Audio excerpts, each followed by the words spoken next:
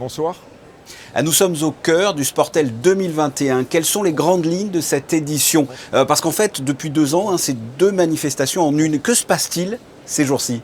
On a pris la décision de séparer les 2 événements. C'est-à-dire qu'auparavant, dans le passé, Sportel Marché était la manifestation phare et Berger, une soirée de remise des prix.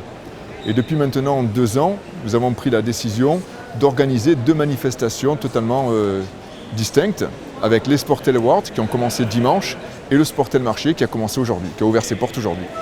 Et concrètement, à quoi servent ces 2 manifestations pour la principauté, pour vous?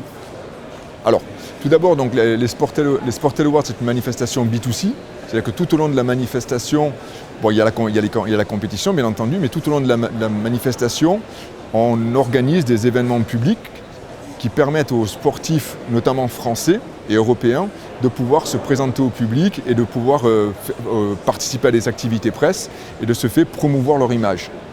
Ça, c'est la partie Sportel Awards. La partie marché, c'est le Sportel Marché, le marché le plus important aujourd'hui au monde dédié aux ventes de programmes sportifs.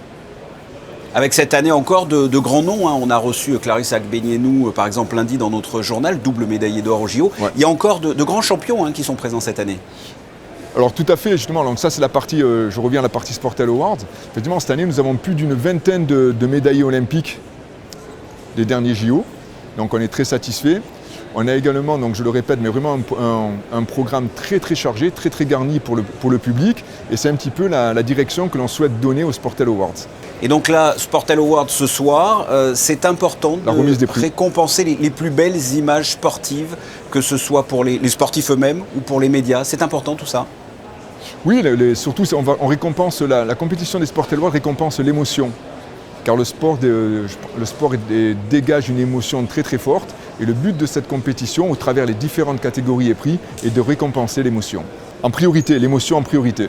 Après, il y a la qualité d'image, bien entendu, mais c'est vrai que nous cherchons à récompenser en priorité l'émotion. Cette édition, elle laisse également une grosse part au e-sport, des compétitions de jeux vidéo. C'est la nouvelle tendance? Là, pareil, depuis l'an dernier, on organise durant les Sportel Awards la finale de la NFL, donc en collaboration avec Webedia et l'e-sport Fédération Monégasque. Oui, c'est la League of Legends, c'est ça? C'est ça, tout à fait. C'est un véritable succès puisque c'est suivi par plusieurs millions de personnes au travers le monde. Donc c'est une très belle vitrine pour la principauté de Monaco. Et en parallèle, je vous donne un exemple, on a ouvert la billetterie à 17h il y a 3-4 jours. En 15 minutes, la totalité des places était vendue. Oui, parce que pour ceux qui ne sont pas joueurs, un petit peu l'intérêt. Oui, pour ceux qui ne sont pas joueurs, ça ne parle pas, mais c'est une grosse compétition. C'est hyper médiatisé. C'est la plus grosse compétition nationale. Pour vous dire, il y a plusieurs millions de personnes qui regardent cette compétition à travers le monde. C'est une couverture médiatique très importante et très importante également pour la principauté de Monaco. Et toujours concernant les événements marquants de cette édition, un gala de boxe ce soir avec un championnat de France à la clé. Exactement, donc on voulait apporter à la soirée, après la soirée de remise des prix, un contenu un petit peu un média entertainment. Et on a souhaité, donc de par ma qualité de président de la Fédération monégasque de boxe, d'organiser un gala de boxe avec en combat principal la finale, le championnat de France des poids moyens entre ces 2 coachs challengers. Le Sportel, c'est une manifestation, le Sportel dans sa forme générale, Sportel et Sportel Awards, ce sont 2 manifestations qui ont subi la crise sanitaire finalement, ou cette crise est loin derrière nous et on est revenu à la normale? Non. Là, pour vous donner quelques chiffres, là je vais passer au Sportel Marché, on est à 72% du résultat de 2019, qui est un excellent résultat, puisqu'au début, quand on a commencé à travailler sur la commercialisation de la manifestation, notre objectif était d'atteindre les 60%. J'ai augmenté cet objectif en y croyant, je pourrais dire moyennement, et force est de constater que le travail qui a été fait par mon équipe est remarquable, puisqu'on dépasse les 70%. Et ça, je suis très satisfait. Pour vous donner juste quelques chiffres, on a pratiquement 160 nouvelles sociétés qui participent à l'événement. Ça, c'est très positif. 160 nouvelles sociétés, ça implique de facto 160 nouvelles business opportunités pour tout l'ensemble de la communauté Sportel.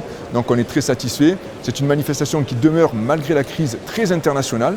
On a une participation américaine, du Nord et du Sud. On a même des participants asiatiques qui sont venus à Sportel. Donc on peut dire qu'on n'est pas un retour complet à la normale, bien entendu, Par contre, on est sur la bonne voie et on espère en 2022 retrouver le niveau de 2019, voire même le dépasser. En tout cas, c'est l'objectif que l'on va se fixer. Très bien, une bonne édition quand même 2021. Laurent Pionce, merci. C'est moi qui vous remercie. À très bientôt.